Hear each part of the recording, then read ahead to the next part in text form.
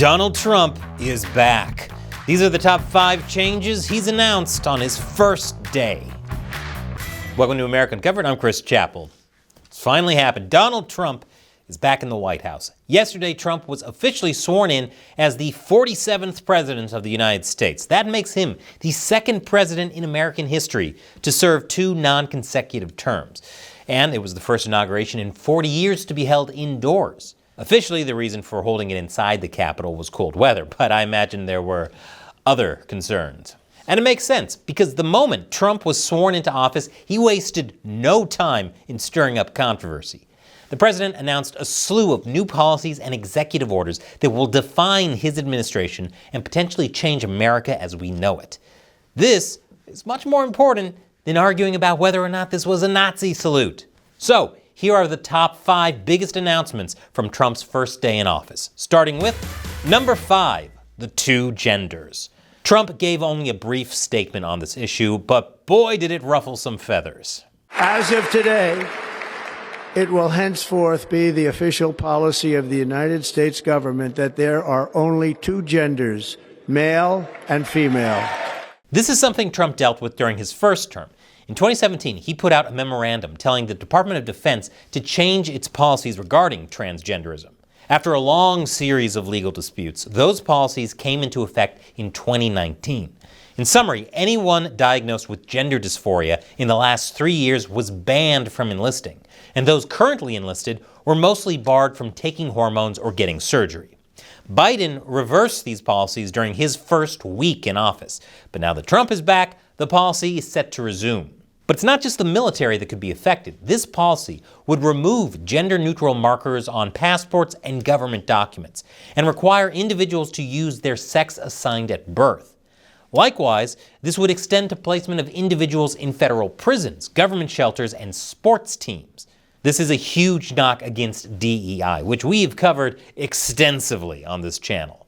And the ripple effect is already being felt as businesses have started to ditch these programs. And I just have to say, this is unfair. Where does this leave weird, genderless aliens like Mark Zuckerberg? I guess I could always go back to the Red Planet. Speaking of, here's Trump's next big announcement. Number 4, Mars. Trump has plans. Space plans. And we will pursue our manifest destiny into the stars, launching American astronauts to plant the stars and stripes on the planet Mars. Everybody, this is not a drill. The God Emperor is calling a crusade against the Martians. The Emperor protect, burn the heretic, kill the mutant, purge the unclean. But in all seriousness, this is a pretty ambitious goal he set out. When President John F. Kennedy declared his intention to put a man on the moon, he gave a time frame of 9 years. That was in 1961.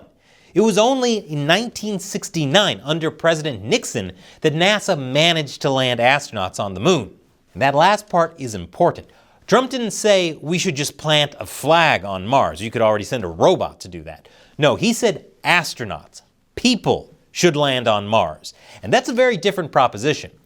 Currently, a one-way trip takes anywhere from 6 to 9 months. And once there, a whole new set of challenges open up.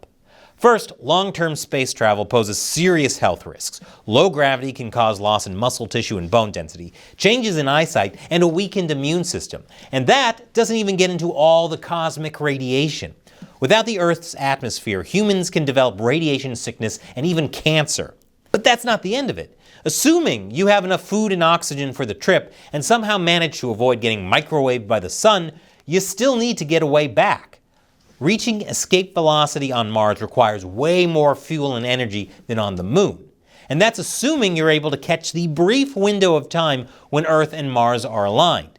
If a massive dust storm hits and delays your takeoff, you'll be waiting 2 years for the next opportunity. So yeah, putting a man on Mars is a pretty big ask. It would require a technological leap few of us can even imagine. But who knows, maybe Elon can figure something out. As long as Elon's not too busy dealing with whatever the latest controversy is. Speaking of controversies, number 3, January 6th pardons. After nearly 4 years, the January 6th protesters are being released. So this is January 6th. These are the hostages. Approximately 1,500 for a pardon. Yes. Full pardon. Full pardon or commutation? Full pardon. For years, the media treated the incident as a full-on insurrection that threatened to topple American democracy. A committee was formed made up of 7 Democrats and 2 Republicans, one of whom was noted Trump opponent Liz Cheney. Their investigation grew over time. By the end of 2021, 725 individuals were charged with federal crimes, and by 2024, that number had swelled to 1,500. And of those, more than 64% were convicted. Punishments for the convicted were heavy. For example, Ryan Samsel, who was convicted of assaulting an officer, was recommended a 20-year sentence by the Department of Justice. And photos of his cell painted a not-too-pretty picture of the living conditions. But while some of the protesters did engage in violence, security footage mainly showed people just kind of milling around. Some were even let in and directed by Capitol Police. I did a whole episode on this, check it out. All this led many to see those arrested not merely as persons who broke the law, but political prisoners. They felt this was an abuse of power, a clear targeting of MAGA Republicans. And that's something Trump could sympathize with. But to make sure President Trump's pardoning of citizens didn't also turn into targeting the politicians who put them in jail in the first place, President Biden made sure to pardon all of the January 6th committee, and a few extras too. Yep, nothing suspicious here. Let's all just forget about it and move on. Talk about the border instead. So, shifting our attention south, we have number 2, declaring war on the cartels. Trump's relationship with Mexico has always been a bit tense. They're bringing drugs. They're bringing crime, they're rapists, and some, I assume, are good people. But yesterday, things entered a whole new phase. The Trump administration will now designate criminal cartels as terrorist organizations. Now, technically, this isn't a declaration of war, but practically speaking, there isn't too much of a difference. During his first term, Trump used this designation as a justification for killing the head of an Iranian terrorist group while he was in Iraq. So theoretically, the same sort of attacks could be carried out on Mexican cartels. Here's what Trump said. Would you think about ordering U.S. Special Forces into Mexico to take them out? Could happen. Stranger things have happened. Mexico's president doesn't like this tactic, preferring increased social programs to solve Mexico's cartel problem. However, this hugs not bullets approach has yielded less than stellar results, like murder and extortion. Issues of crime and immigration have contributed to threats of a tariff war between the two countries. Would a potential trade war keep American boots out of Mexico? Well, as any Blood Meridian fan can tell you, Trump will be the judge of that. He never sleeps, the Donald. He's dancing. He says that he will never die. And speaking of the border, that leads us to number 1, ending birthright citizenship. You may have seen this one coming. Trump first raised the issue all the way back in 2015. If enacted, children born to illegal immigrants within the U.S. would no longer be automatic citizens. This would radically change how the U.S. defines citizenship and affect millions of people.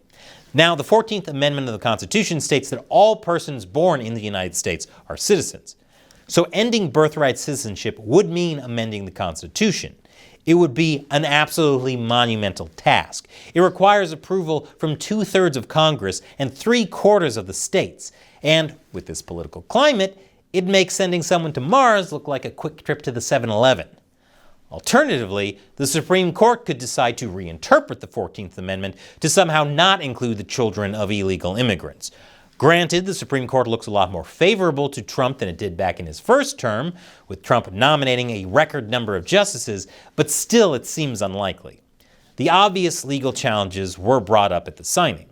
What about that one in the courts? That one is likely to be challenged. Could be. You think?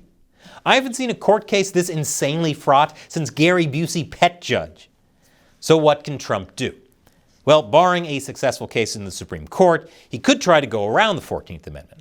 How? I'll let Trump's border czar Tom Homan explain. Is there a way to carry out mass deportation without separating families? Of course there is. Families can be deported together. To be fair to Homan, operations like this have been carried out, even under the Biden administration. But could it be done on a mass scale? Possibly, or it might just trigger civil unrest. We'll have to wait and see.